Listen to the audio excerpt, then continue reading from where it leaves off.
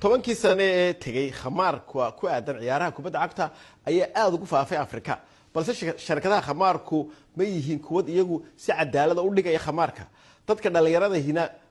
ciyaaraya khamaarkaasina ma la socda khataraha ku jira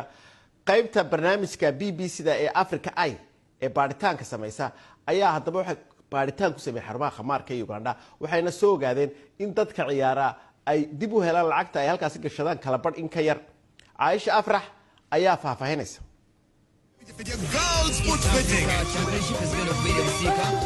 xarumaha khamaarka lagu ciyaaro ayaa aad ugu badan dalka Uganda dhalinyarada jecel kubadda cagta ayaana buux dhaafiya iyagoo ku sharatamaya ciyaaraha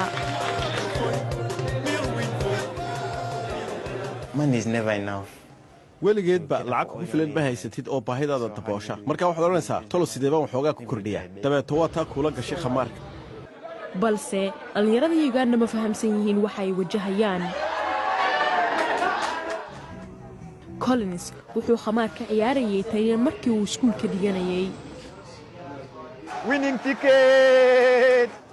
tika guusha Chelsea way soo laabatay oo ciyaartii ku guuleysatay saasna 7500 ayaan ku helay shaqaalaha xarumaha khamaarka lagu ciyaaro ayaa sheegaya in dadka ciyaara khamaarka sidii Collins lacagta ay dhigtaan 70% ay soo ceshadaan balse waxaa la taxliiliyay cashuurtii 2018 oo lagu arkay natiijo taa ka duwan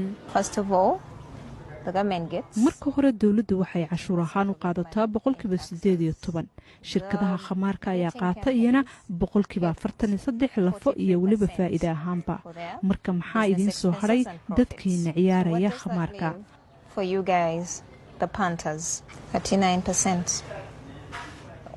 boqolkiiba kaliya boqolkiiba hal weeye lacagtaada marka sidaas ayay u kala baxaysaa lacagtu dawladda iyo shirkadaha iyo idinkaba maahan wax la yaab leh in dadku ay sidan u xanaaqaan natiijooyinka soo bax daraadood Angela Moyingo waxay ka shaqaysaa qaybta daryeelka ardayda waxay sheegaysaa in khamaarku uu yahay sababta ugu weyn oo ay ardaydu isaga dhiibi karin lacagta waxbarashada khamaarku waa wado dadka lacag looga qaato dadka ladan ayaa ka macaasho ardaydana lacag ma haystaan inkastoo ay jiraan baaqiyo ku aadan in sharciyo adag la dejiyo dawladdu haddana waxay eegaysaa xalal kale haddii ay suurtagal tahay oo la awoodo dawladda xitaa waxay yeelan lahayd shirkad maalgashata kadibna si wanaagsan u ilaalisa qaybtan balse ciyaaraha kubadda cagta ee caalamiga ah khaladka wax ma ku leeyihiin kabtankii hore ee England iyo naadiga Arsenal ayaa ka soo horjeeda in shirkadaha khamaarka ay isticmaalaan kubadda cagta si ay u soo jiitaan dhalinyarada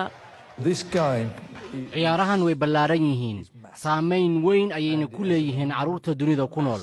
maamulka xiriirka kubadda cagta waa inay dhahaan 5 sano gudahood laguma soo xayeysiin karo khamaarka ciyaaraha dhexdooda lamana ogola